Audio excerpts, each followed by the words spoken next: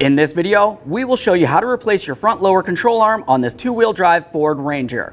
This is part of your front suspension located behind your front wheel. Let's get into it. Okay friends, let's get started on our job. The first thing you have to do is safely raise and support the front of your vehicle so the wheel's off the ground. Once you've done so, continue on to removing the center cover, assuming you have one. To do this, typically you will find that you have a small notch in one of these areas that you could carefully make your way behind and pop it out of place. Just give that a quick inspection, set it aside. Move along to removing all 5 of your 19mm lug nuts and then the wheel.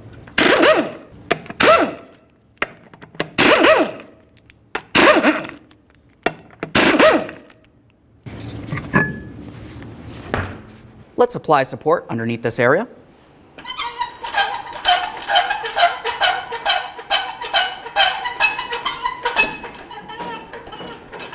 A quick note, before we can remove the lower control arm from the vehicle, we will have to also remove the coil spring. It's a good idea to have a coil spring compressor handy so you can use that tool. With the wheel out of the way, we're going to continue on to preparing to remove our front shock from the area. Now commonly along the top of the front shock upper stud, you're going to find that it's very rusted on the threaded area. If that's the case, go ahead and use a wire wheel to try to clean this up so we can remove the mounting nut with ease.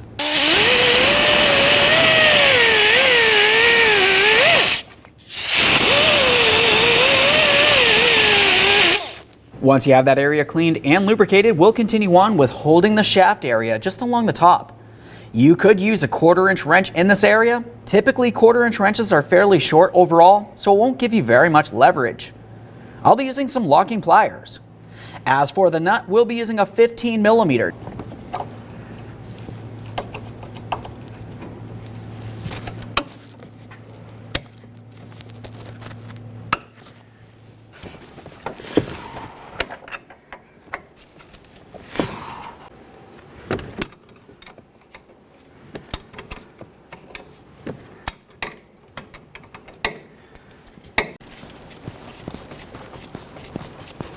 Switch my tools here now that it's a little easier. Remove that mounting nut and the upper mounting bushing. Now let's move to the bottom of the front shock. In this area, you're going to find that you have 2 13mm mounting nuts holding the shock to the lower control arm. Let's remove the pair. Keep in mind, as you continue removing these mounting nuts, these are the last thing holding your front shock in place. Make sure we're holding onto that shock. If yours is rotted in place like ours is here, you might need to give it a loving bonk with a hammer. There we are. Let's get this out of here. Let's move along to removing our front sway bar link. For this, use a 16mm on the top and a 16mm for the mounting nut.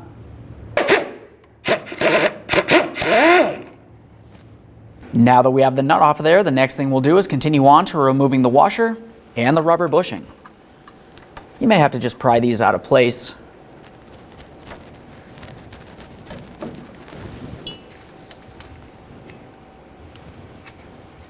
Inspect each of these, make sure they are reusable, set them aside. Let's continue on with removing the rest of the sway bar link here.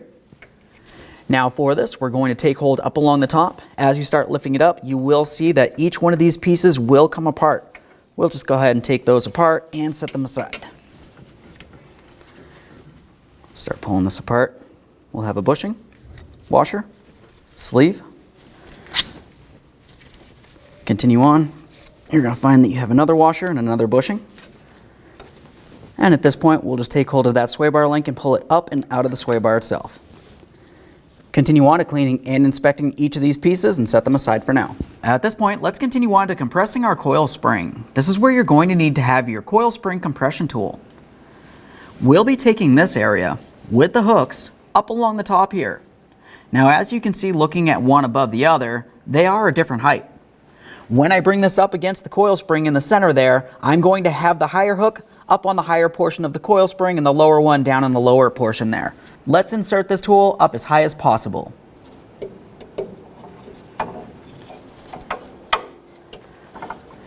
Now, when you're setting up your coil compression tool, it's important to take your time. You want to make sure you're completely around the coil with each one of the hooks. If this tool happens to slide off, that could potentially be extremely dangerous. Once you feel like you have that in the proper position, we'll continue on with the lower mounting point here. This is going to go in between the rungs of the coil spring as low as possible. We do need to ensure that the coil spring sits inside of these grooves, otherwise something could slide around and that could be dangerous as well.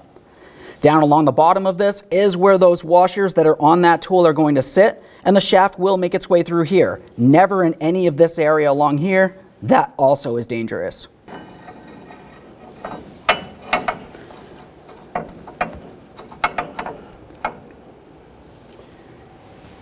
Once you feel as though you have it in the proper positioning, we're going to continue on to snugging it up by hand, and then we'll continue tightening it only using hand tools. For our tool, we'll be using a 19mm socket down along the bottom of the control arm here with our ratchet. Be extremely careful when compressing this, it will be under pressure.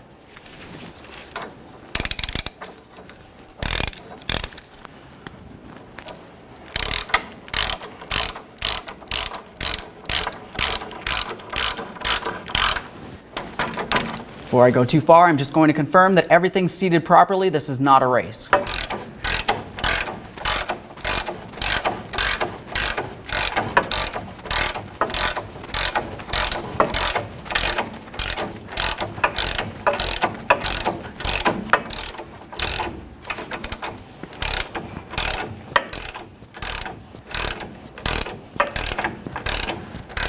Now, once you've finished compressing the coil spring as far as possible, we'll move the support from under this area to underneath where we had the lower shock.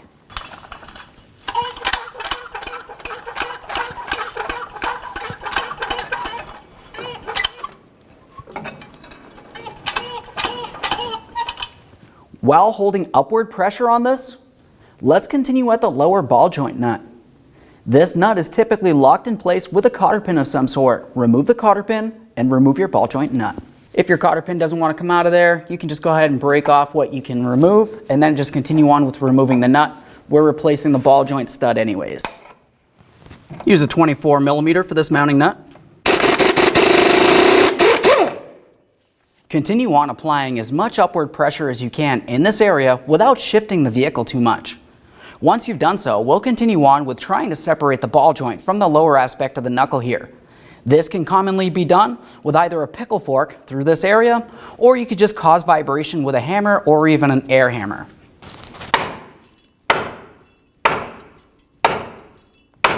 At this point, the knuckle's broken free from the ball joint. We're going to continue on by pulling the knuckle down as far as possible and removing it from the ball joint stud. We'll slide this out of there. Move along to loosening your two mounting bolts that hold the control arm to your frame. You have the forward bolt and the rearward bolt. Each of the nuts will be located on the inboard side, and they're pretty much held in place with a small ear. Use a 21mm on the bolt heads. We are not trying to remove these while we still have pressure on the control arm.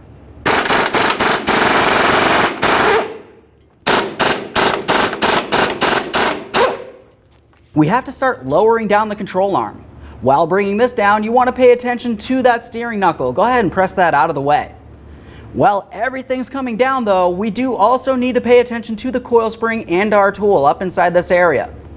Always be extremely careful of any pinch points, and if something gets awry, just move out of the way.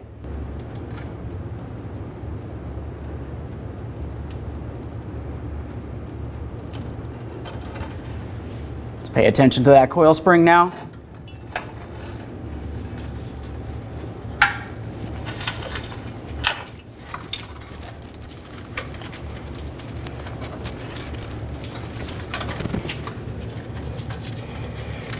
Carefully pull this down out of place, being careful not to put your fingers inside of any of the coils. You can start removing this hardware.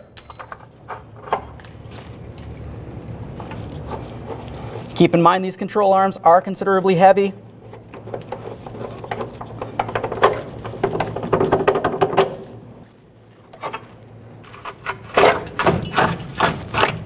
Remove your control arm from the vehicle. Now that we have that control arm out of there, let's continue on to removing our bump stop across this area. Now to remove this, if you were to have a look down along the bottom, that's where you're going to find a 15mm headed nut. Remove the nut and the bump stop from your control arm and swap it over to the brand new control arm.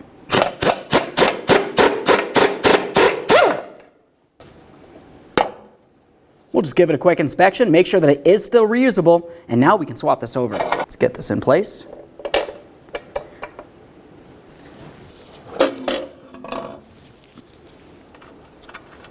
Start that on there and snug it up.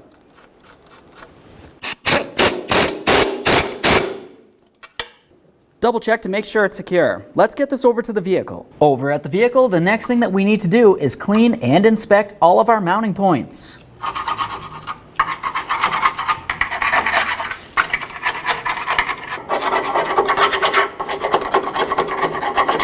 After that, we're going to pay attention to the control arm mounting hardware. We have the mounting bolts and also those mounting nuts.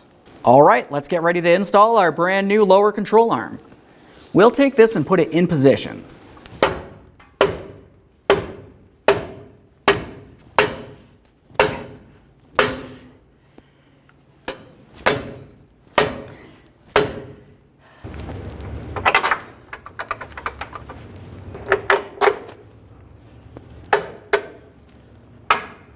We'll continue on with our mounting nuts. The one with the larger hook will go for the front. Take the hooked area and slide it into the frame.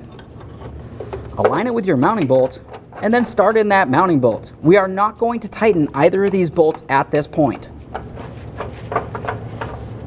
Okay, we're at the point where we're going to start reinstalling the coil spring. At the same time as putting the coil spring in here, we have to be bringing the lower control arm up. To bring the lower control arm up, we're going to have to pull away on this at the same time. This might be easiest with a second person. When you're inserting the coil spring, you want to ensure that you do have it properly seated into the control arm. We'll just make sure that this is lined up as close as possible. Continue on with raising this control arm up so we can take that ball joint stud and slide it into the hole on the knuckle. Once again, this isn't a race. We're being as careful as possible at all times.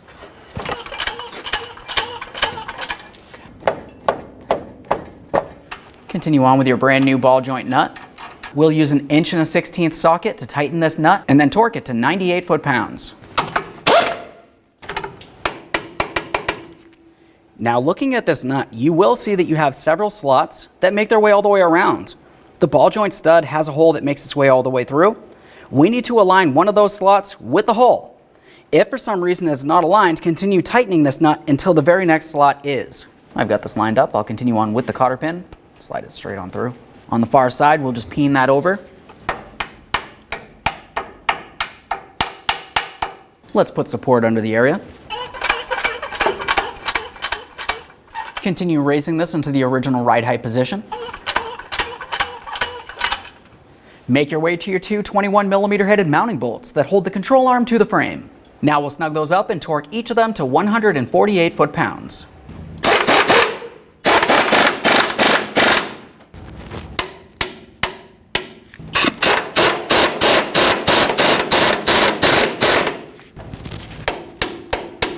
Confirm that your coil spring is properly in place, and then we'll continue on with removing the coil spring compressor tool.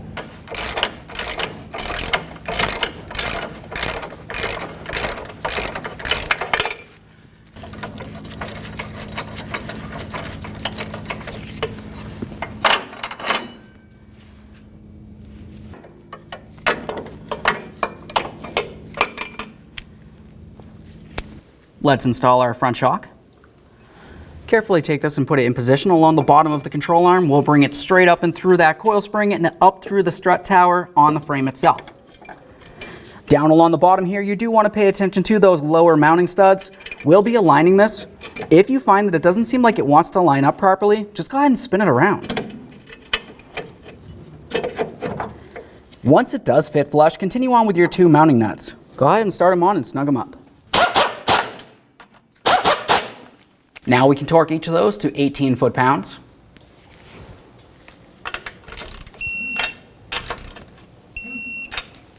Now that we've tightened down here, let's make our way to the top of the front shock. In this area, we'll be continuing on with our bushing. Take this and slide it into position. You may have to wobble this around a little bit. Once it slides down into the frame port, you can continue on with your mounting nut.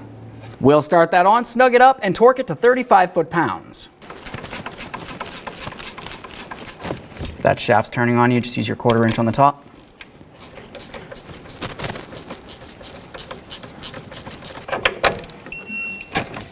Release pressure from under your control arm. Reinstall your front sway bar link. We'll take that sway bar link with the upper washer and upper bushing, and we'll take this and slide it down through the sway bar. Once you've completed doing that, we'll continue on with another one of the bushings. Looking at the bushing itself, you will find that you have an area that protrudes out towards the center, but that's only on one side. That area will face up towards that sway bar.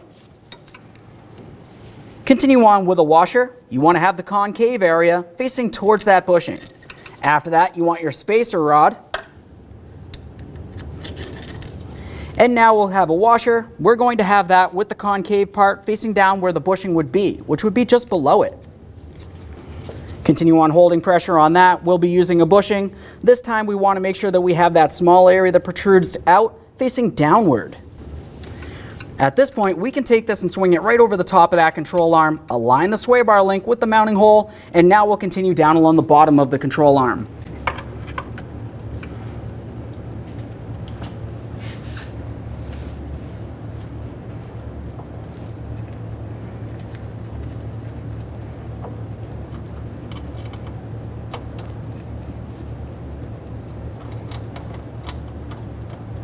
Once you have that started on, continue on to snugging it and then torquing it to 26 foot-pounds.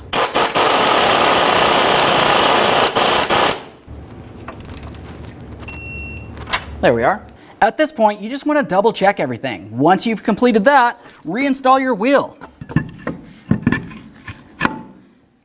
Take the wheel and put it in position. Start on all 5 of your 19mm lug nuts. We'll bottom this out, get the wheel back on the ground, and then we can torque each one of these lug nuts to 100 foot-pounds.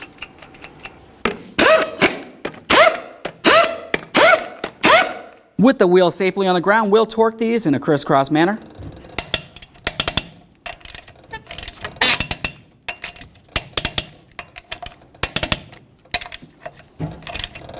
If you have a center cover, go ahead and install that now. Okay friends, we've got our vehicle back together. At this point, take it for a road test, listen for funny noises, and get yourself safely down to your local alignment shop. Thanks for watching. When only the best will do, demand TRQ. The only company that lets you view before you do. TRQ is committed to offering the highest quality aftermarket auto parts that are engineered for peace of mind. Thanks for using and viewing with TRQ.